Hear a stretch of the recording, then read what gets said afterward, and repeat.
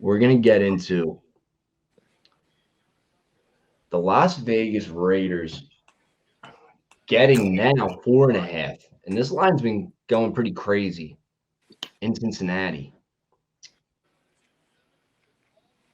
I put an early play in. I took Vegas at 5.5. And I didn't really know how that line was going to move.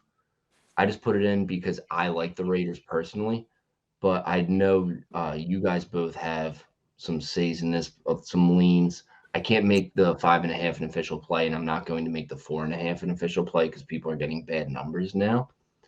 But Sean, you had a really good point about the beginning of that game, and I want you to explain that to everybody else and what you were thinking with that. Yeah, so Oakland, Cincinnati, what we got is two coaches with 0 playoff appearances and 2 quarterbacks with 0 playoff appearances. My play on this game is going to be the first half total under 24. I got that at MGM. I just think we're going to start with a conservative game. I don't think anybody wants to lose this game in the first half, and I don't think anyone's going to go and try and win this game in the first half. The first game these guys played against each other, it was tight in the first half. I think there was 19 points scored in the first half, if I'm not mistaken. And I don't think they come out strong. I think they feel each other out. And yeah, that's about it. Yeah, no, I totally agree. Nobody wants to give the other team the game early. So they're going to protect their quarterbacks in play calling. I don't mean that in like blocking schemes. I mean, they're going to give them try and get them comfortable. Yeah, get them going a little bit. And both of them have sufficient run games. Like Joe Mixon's a beast. And he killed him last game too. Joe Mixon ran for a $130 on him last game. Yeah, and Josh Jacobs isn't a slouch when he's healthy. He can run the ball. Yeah, I totally agree with that. And it's funny you brought that. I never even thought about that aspect of the game, but that's genius where both of them are going to play it very tentative to start. But with that being said, I think eventually the Raiders are going to be more fearless because they're already running on expired time. Nobody thought they were going to win last Sunday night. Nobody thought they would be where they are right now.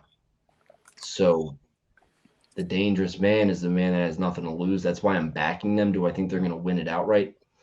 I'm not ready to say that, but I think that they're going to scrap this one out like they have been the rest of the season or this entire season and make this one a tough one for an inexperienced Cincinnati Bengals team. A Cincinnati Bengals team that rested a lot of starters last week, right? Mm-hmm. So, to Sean's point on that first half under, and I'm on board. Like I'll tell that play because I like the under in general. It's getting like over 80% of the money on about a third of the tickets. So I do like the under. I think what's interesting is I think both offenses have an advantage in the passing game. So if it is a conservative game, that would help counter that because I do think there's a slight advantage there. I think if anything, the offense in this game leads more towards the passing game. But because of Burrow and his wideout sitting last week, I could see this getting off to a slow start. But I like the under 49 overall too. What I see, so what's interesting, I know Sean brought up the success Mixon had earlier in the season in this matchup. I think actually that the rushing defenses in this game also have an advantage, right? So I think it's going to be a tough time for both the Bengals and the Raiders to get the ball moving on the ground. And if that's the case early on, mixed in with possibly a slow start out of Cincinnati, coming into their first home playoff environment after sitting last week, I definitely like the first half under, and I'm leaning to more towards an overall under in the game. Yeah. Interesting fact.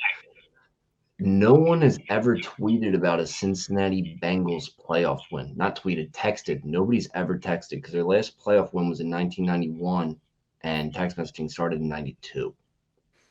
Nobody's ever texted about a Bengals playoff win. Maybe this year. I'm not 100% sure about that, though. Raiders come and play ball, man. I The know everyone greatest one thinks is this is 2 weeks easy, but ago. 2 weeks ago, Sean, we were saying how nobody wants to see the Bengals in the playoffs. yep, for sure. And now we sit here and it's like, this isn't a sure thing. Nobody wants to see the Raiders right now. I know. It's scary. It's fun. It's fun. Where do you rank? Where would you rank both of you? Where would you rank Raiders in terms of outright dog probabilities this week? Who's your favorite outright dog? Like, where do the Raiders fall into that? What do you? They're my second favorite. They're my second favorite at the moment. I don't rule that out of the realm of possibility at all. Just off that team just got heart, man. And it's corny to say, but over the course of the last 4 months, 5 months, they've just continued to prove that exact fact. And Derek Carr, I don't know if I'm ready to say that I'm a fan now, but I don't dislike him anymore. He's growing on you. Yeah, no, it's like I hate. Like it makes me I hear you. sick saying it, but he is growing on me. I'm not a hater anymore. Like he got them there this year. That says a lot. And to beat a division rival to get in, I like their odds. Not enough to make that an official play, but we'll see what happens come Saturday if we end up tweeting that out or not. Follow us on Twitter at @takeyour_pick for all official plays. We update that pretty often with anything that we add on after the cast. So